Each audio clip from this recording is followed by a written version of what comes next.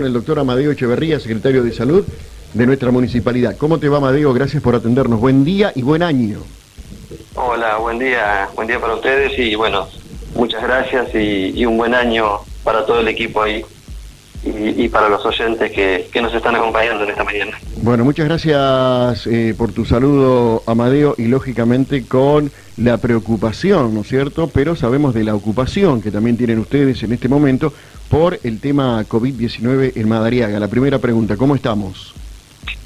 Bueno, estamos empezando a formar parte de esta ola que se venía desarrollando más fuerte en algunos otros puntos del país, como es Córdoba siempre, y bueno, y Ciudad Autónoma, las grandes ciudades, ¿no? Sí. La Plata, Mar del Plata, y ya en la semana pasada, a inicios de la semana, habíamos visto que Gesell había tenido un día 50 y pico de casos positivos en un solo día, que Pinamar había pasado de 20 y pico de casos a 100 y algo, y sabíamos que ahí atrás íbamos nosotros, y bueno, empezamos con la misma curva de ascenso, más en esta época donde tenemos tanto vínculo con la costa, con todos los trabajadores que van y vienen, y con el turismo que viene a visitar nuestra ciudad y a conocer, así que esperábamos que esto pasara, pero bueno, gracias a Dios, un número importante de casos, pero que van aumentando, pero no así la internación, lo cual, bueno, claro, es una buena señal. Sí, sí.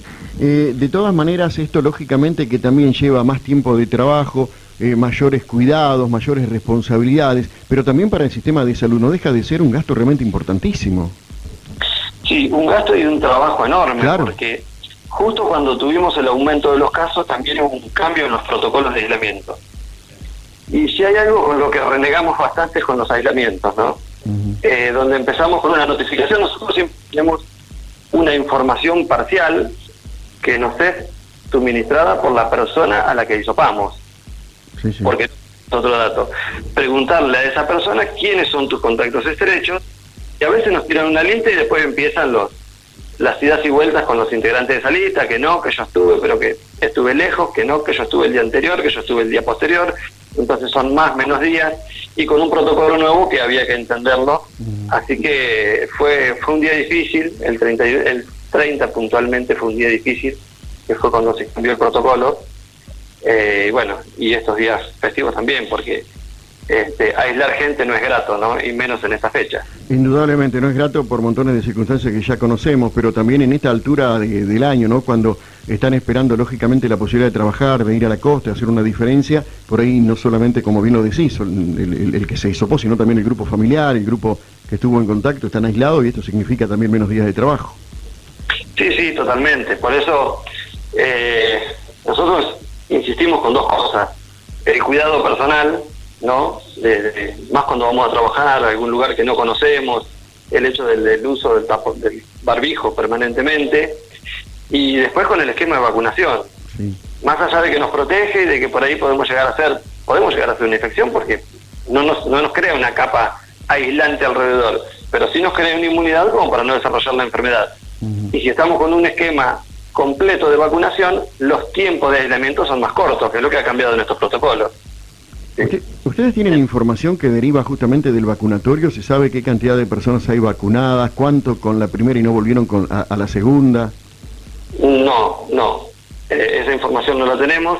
Sabemos que hay gente que falta completar esquemas, eso sí.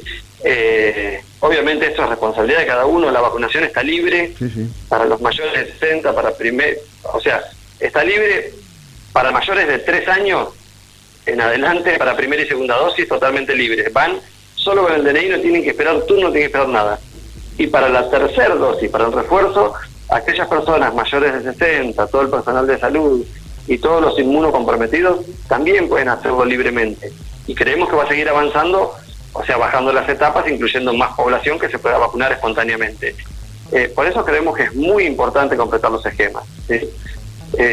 Más allá de la protección para el individuo que se vacuna, para su entorno, porque al no enfermarnos estamos protegiendo también a nuestros seres queridos, claro. También por una cuestión laboral. No es lo mismo aislarse 10 días un contacto estrecho, ¿sí?, que no está vacunado, que está con un esquema incompleto, a aislarse 5. Y con este antígeno y que podemos salir a hacer salvo que trabajemos en un lugar con inmunocomprometidos o algunos trabajos puntuales que el protocolo dice que no se podrían hacer. O lo mismo la persona que está con COVID, aislarse 10 que aislarse 7. Me parece que es importante, ¿no?, completar esquemas. En el caso, Amadeo, de las personas que han contraído el COVID aquí en las últimas horas en Madariaga, ¿la mayoría estaban vacunados, eran personas sin vacunar o habían recibido una sola dosis? Hay de todo un poquito, pero en su gran mayoría lo componen las personas vacunadas con un doble esquema. Con un doble esquema. Con un doble esquema. Así que eso, por un lado, para nosotros es bueno, y creo que Madariaga tiene una alta tasa de vacunación con doble esquema. Creo que debemos andar arriba del 70%, y creo que eso es lo que se ve reflejado en la baja en la internación. ¿Cuáles son los síntomas ahora? Porque yo escuchaba a un especialista en una radio de la capital federal que decía que ya con un dolor de garganta esto es síntoma.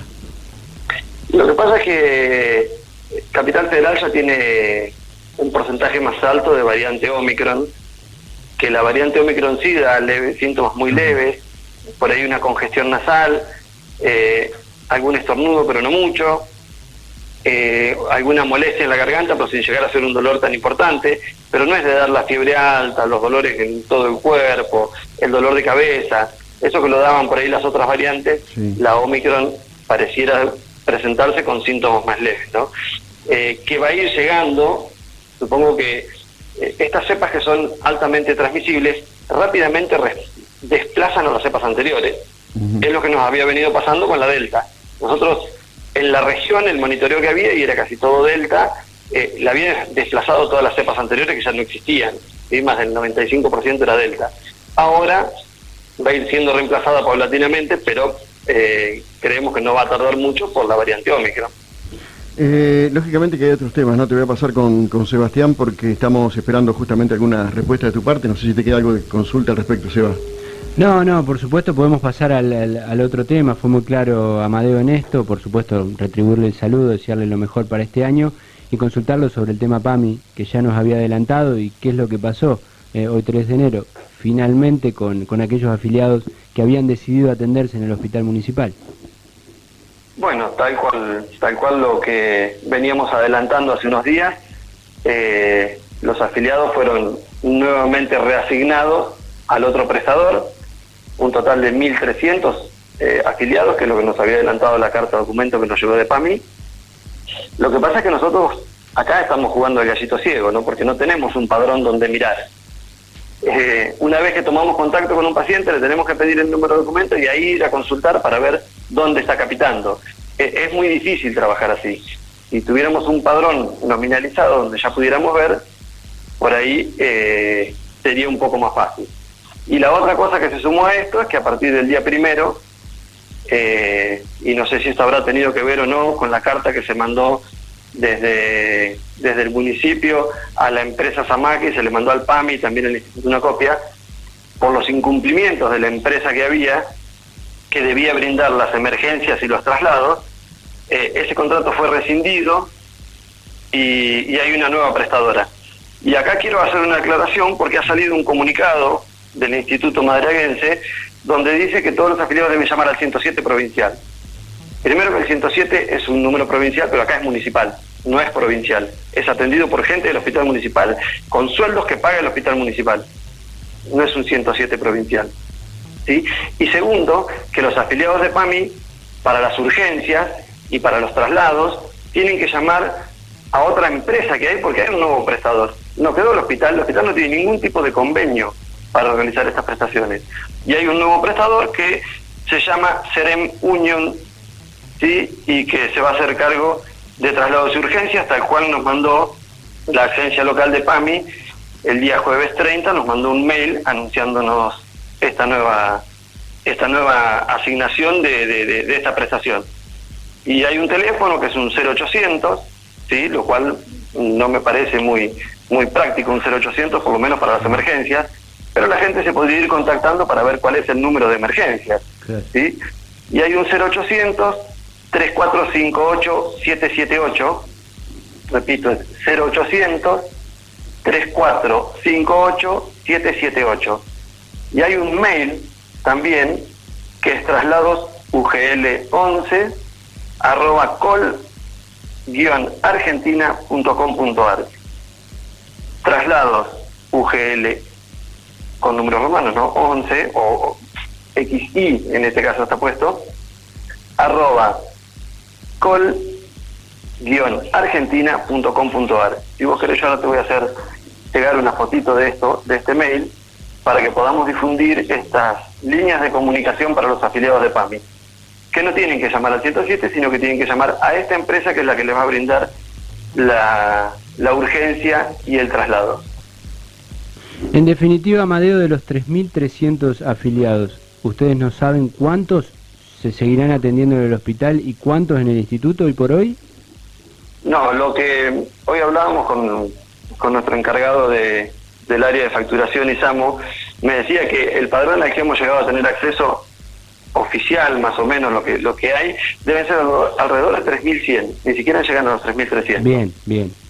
Y creemos que a nosotros ahora nos reasignaron 1.300 cápitas, o sea que 1.300 de los que ya se habían pasado para el hospital los volvieron, ¿sí? Con un clic de computadora, los vuelven al prestador anterior. Entonces, no podemos saber quiénes son, y ni tampoco podemos saber cuántos nos quedaron. Hoy vamos a tener que ver qué hacemos con la gente que está internada en el hospital, porque esa gente el cobro de esa cápita lo está recibiendo a partir de hoy, del primero, el Instituto Médico, y la persona está haciendo el gasto en el hospital municipal. Entonces, tenemos que ver si vamos a lograr conseguir una orden, una OP, y una orden de prestación para nosotros poder cobrar, porque acá hay un tercero pagador que tiene fondos y que tiene la obligación de pagar esa prestación. Claro, claro. ¿Sí? Y nosotros, como funcionarios públicos, tenemos la obligación de ir tras ese cobro, porque eso es en beneficio de todo el resto de la comunidad, obviamente, ¿no? Entonces, veremos en el correo de esta mañana cómo hacemos con estos pacientes, si logramos lo que, o si quieren irse al otro prestador, y los llevaremos al otro prestador, o sea, pediremos el traslado a esta empresa que los tiene que venir a buscar. Porque muchos dicen, el hospital te tiene que atender igual. Ahora, no es justo que te tenga que atender el hospital y que por esa atención cobre otro, ¿no? Sí, pero no es tan así. Vos fíjate que si yo tengo un paciente de PAMI en el hospital y lo quiero derivar a un hospital provincial público, no me lo recibe por tener PAMI. ¿Por qué? Porque al haber una obra social atrás, o una mutual, o una prepaga, hay un tercer pagador que asume la responsabilidad de ese pago. Entonces ya no es un paciente público, ¿sí? Es un paciente que tiene un pagador que tiene la responsabilidad legal de cubrir esa prestación. Entonces no es así que el hospital tiene que atender todo. No, está Obviamente claro. El hospital ante la emergencia va a responder, pero después de superada esa emergencia hay alguien atrás, cuando hay en este caso, que tiene que responder. No hay otra cuestión que pensar en la parte política para tomar este tipo de medidas, si no se entienden, por lo menos no se entiende el hecho de haberlos pasado o haberles dicho vayan y elijan dónde quieren atenderse y ahora volver para atrás con esa decisión. Sabemos que hay obras sociales que son totalmente manejadas a través de la política, ¿no? o de facciones de la política. PAMI es un caso de ellos. Sabemos que la agrupación Cámpora tiene el manejo, o por lo menos los cuadros principales de gestión de esa obra social, los tienen parte de gente de ese color político. Obviamente ellos son quienes toman las decisiones y tienen que ver con el gobierno de turno. Entonces, hay cuestiones políticas, y atrás de las obras sociales sindicales también hay cuestiones políticas, ¿sí? Entonces, siempre atrás la política se mezcla. Y hay que entender, depende qué tipo de política. Una cosa son las políticas de salud, políticas de gestión, donde uno entiende la política como aquella acción para lograr dar respuesta a un problema emergente. Y otra cosa es la política partidaria, donde se hace nada más que una obediencia a un color o a una preferencia. Sí. ¿No? Lo que no se entiende es hacer política para perjudicar a un grupo de gente, que en este caso son los afiliados. Ya decíamos, esto es totalmente descabellado. Estamos hablando de gente mayor, gente que por ahí no tiene que hacer las cosas, y son ellos mismos quienes hicieron la cola y quienes tuvieron que ir a la oficina local para poder volver al hospital, y después con un clic de computadora, pintando una casillita, se los vuelve automáticamente al lugar de donde ellos prefirieron no estar. O sea, se le dio la oportunidad de optar, de elegir al afiliado, y después no se respetó la decisión de la elección que tomó. Entonces, partiendo desde esa medida ya poco se entiende, ¿no? Amadeo, ¿qué le comunicás a aquella persona que tenía programada su intervención quirúrgica para este mes? Tenemos que mirar el padrón, se van a tener que acercar o si tienen con alguien con quien hacerlo, tienen que mirar con su número de documento en la página de PAMI a ver dónde quedaron. Y acá se suscita un problema, ¿no? Porque aparentemente la intención es, si tenías una cirugía programada, te vuelvo para atrás y te dejo para que el hospital haga el gasto y después te vuelvo a pasar. Y esto no es así. Porque si esa persona pasó al otro prestador, durante este mes el otro prestador está cobrando esa cápita y tiene que dar respuesta.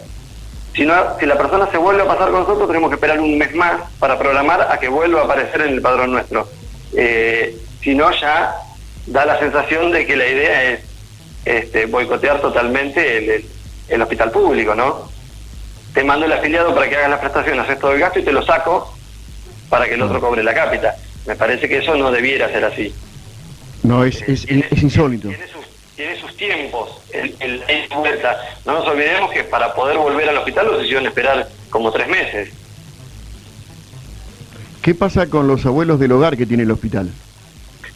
Los abuelos del hogar, bueno, obviamente seguimos sin cobrar la prestación que allí se brinda de geriatría, y en cuanto a la salud, la urgencia, entendemos que tenemos una responsabilidad sobre ellos porque están alojados en el hogar dentro de nuestro predio y dentro de nuestro hogar, y la urgencia la vamos a resolver nosotros, ¿sí? Lo programado tendremos que ver qué es lo que necesita y tendremos que hablar con las familias de cada uno para ver si quieren dejarlo en la cápita del hospital o prefieren dejarlos en la cápita, en el instituto privado y atenderse allá, que tampoco veo ningún inconveniente en eso. Claro. Había abuelos del hogar, tenés razón, que tenían para este mes una cirugía. Sí, hay algunos, bueno, ahí tenemos que ver, porque en algunos casos hay prótesis pedidas, prótesis que son muy difíciles de conseguir, que demoran muchísimo tiempo y bueno, a veces rechazar una prótesis de esa significa un perjuicio muy grande para el paciente. Entonces, bueno, hay que evaluar cada uno de los casos con mesura para poder tomar una decisión, ¿no? ¿Cómo se reemplaza, cómo se reacomoda el hospital teniendo en cuenta que va a recibir una cantidad menos de dinero? Y bueno, estos son todos los castigos que se les hace a los sistemas de salud cuando trabaja bien. El otro día hablábamos de esta baja en la coparticipación. Sí. Y la coparticipación y coeficiente, uno de los principales componentes es el área de salud. Pero dentro del área de salud, el componente más duro, que es el que a vos te hace multiplicar por más para elevar tu coeficiente, es la tasa de egresos. Entonces, nosotros que vinimos haciendo un fuerte programa de protección de la salud y que durante toda la pandemia hicimos un sistema de seguimiento domiciliario y de atención telefónica, y había gente que le llevaba los medicamentos a la casa, y tratábamos de evitar todas esas internaciones. Por haber trabajado de esa forma y evitar que la gente se interne, fuimos castigados, porque bajamos la tasa de internación. Sí. Para el sistema uno tiene que dejar que la gente se enferme, se interne, una vez que se interne le damos el alta y eso me lo pagan. Eso es remunerado. Es muy perverso el sistema del coeficiente único de distribución, ¿sí?, para la coparticipación. Es algo que se viene discutiendo hace muchísimos años, porque la provincia te pide que aportes a la prevención, a la atención primaria de la salud, pero no es el componente más importante. El componente más importante lo tenemos en la tasa de egresos, en el paciente que se interna. Entonces, si vos haces la inversión en el equivocado, después te quedas sin los fondos para poder pagar esa inversión. De todas maneras, es llamativo, porque esto no había ocurrido nunca, ¿no? Y siempre ha tenido un buen sistema de salud, que por tener un buen sistema de salud es castigado. Ya no había ocurrido este 11% menos en la coparticipación, que es más de 1.200.000, 1.300.000, bien digo, ¿no? Sí, esa cifra. Sí. Y nosotros hicimos un trabajo muy grande con todos los equipos de atención. Es más, habíamos pensado en hacer un dispositivo de internación domiciliaria y un sistema de enfermería domiciliaria, que sería una locura implementarlo porque nos hundimos cada vez más. Claro. ¿No? Brindarle comodidad y tratamiento al paciente en su domicilio es hundir cada vez más el sistema de salud. La verdad que es bastante complejo. Si no cambian la fórmula de cómo distribuir ese dinero, es bastante complejo. Si trabajas bien, el sistema te castiga. Son 100 millones menos, 120 millones menos. 120 millones menos. Que habrá una parte que se pueda reclamar y obtener de alguna forma, pero hay una parte que tiene que absorber el municipio sí o sí. Claro. Bueno, no sé si queda algo más para agregar, te mandamos un abrazo muy grande, gracias por este tiempo. Bueno, no, simplemente, déjenme llevar este mensaje a la población, de que tratemos de cuidarnos lo más posible, como para poder desarrollar una buena temporada laboral, que tanto la necesitan todos nuestros vecinos madariaguenses, ¿sí? Y que toda aquella persona que no se ha vacunado, que lo haga, se acerque. Hoy por hoy no hay colas en el vacunatorio, es rápido para vacunarse, así que completemos los esquemas, que eso nos va a ayudar a todos. Una última, perdón. No.